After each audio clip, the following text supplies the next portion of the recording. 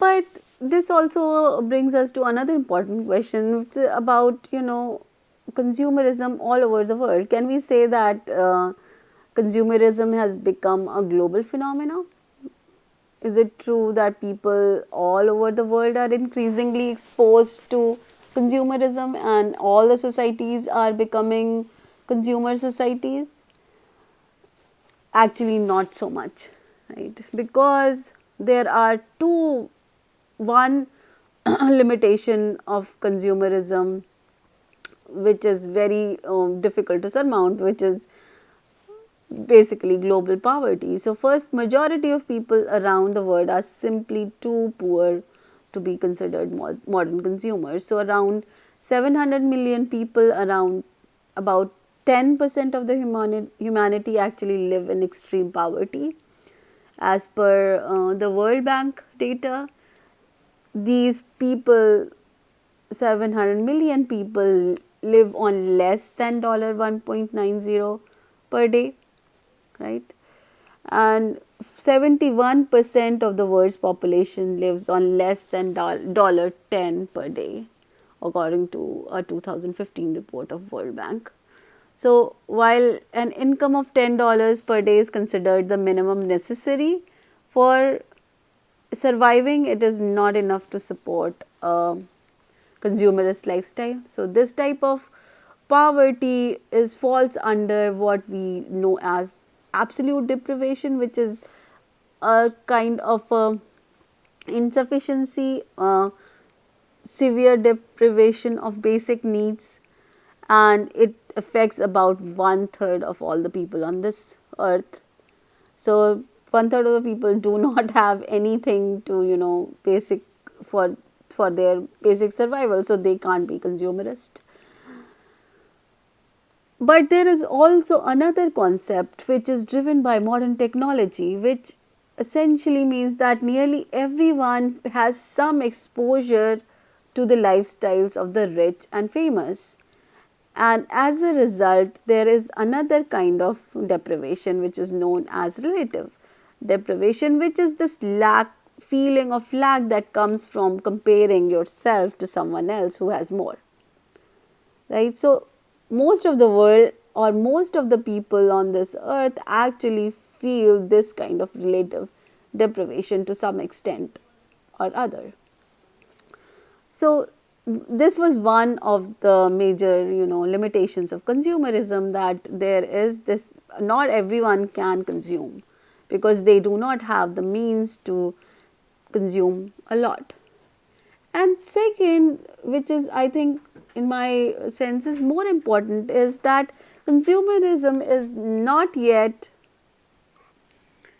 and consumerism has met considerable resistance in some societies, usually because it conflicts with existing values based on religion, on the local culture, and there is a variety of meaning which has been given to, good life. So in numerous places around the world, cultural and religious values seek to restrain and even reject the idea of the consumer society.